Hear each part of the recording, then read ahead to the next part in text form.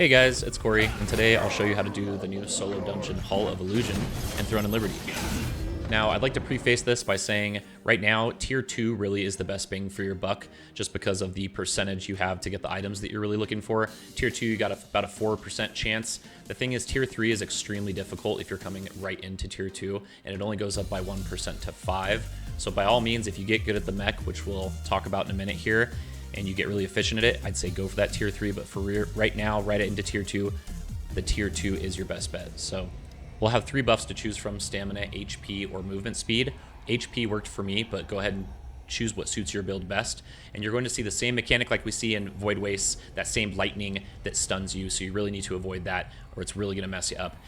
Some mobs are going to spawn in, and when you kill these mobs, they're going to have a chance to spawn an evil spirit. Now, these evil spirits are going to try to fly towards the center, and you just need to stop them in their tracks by attacking them. They go down rather quickly. However, if you do not stop them, they're going to fly towards the center and spawn this AoE mechanic.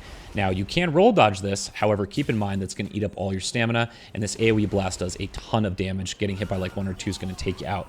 And don't pull too many mobs, especially if you're in the higher tiers, because the rats will overwhelm you, the enemies will overwhelm you. So take your time with the mechanics, use the proper build you need to, because you can't use food or anything. Take your time, and you'll get through that first room, no problem. After completing the first room, you'll get to Molgras, the first boss, and here you can use food, switch builds, respec, whatever you need to do, grab a different buff. Keep in mind, this fight is incredibly difficult for melee users because of the mech. Molgras will summon totems. These totems will increase his damage. So the more totems that are out, the more damage he's going to do. He will allow you to laser these totems down with a mech, and the most important things are these voice lines. One is come out totem. Every time he says come out totem, one is spawning on the player. You need to keep in mind that you are where they spawn, so you need to consciously imagine a line the whole fight and constantly be creating a line with the totems that spawn on the player.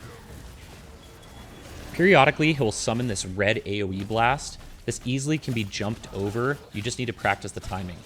Keep in mind the totems will also launch these red blood orbs at the player in a homing missile style fashion, and you really just have to do your best to avoid them. With a lot of practice, you get really good at lining the totems up correctly while avoiding the blood orbs. I'm not going to lie, it just takes practice. Keep in mind, the more totems that are up, the more damage he does, and if there's too many totems, it's a guaranteed wipe. So do your best to keep these totems in a straight line. I know it's difficult, and once he gets below 50% HP, he'll spawn an extra one that will do AoE damage that you cannot hit with the laser or it will stun you. This is when it gets really difficult, I'm not going to lie. You might be wondering when the laser comes. The line he says is, "I'll follow you anywhere." As soon as he says, "I'll follow you anywhere," that is where he is going to spawn the laser from, and you can immediately morph and wrap around. So you need to preemptively get yourself in the right spot to make him spawn correctly for the laser location. Repeat that a couple times if you need to see it again, and as long as you wipe out enough totems, you will get a free damage phase against him. If you don't, he might do some damage to you, but if there's only a couple totems up, you can survive it. So just keep practicing.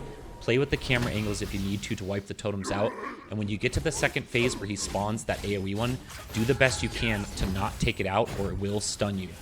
Practice this enough times and you will get through it, I promise. Let me know if you have any questions in the comments.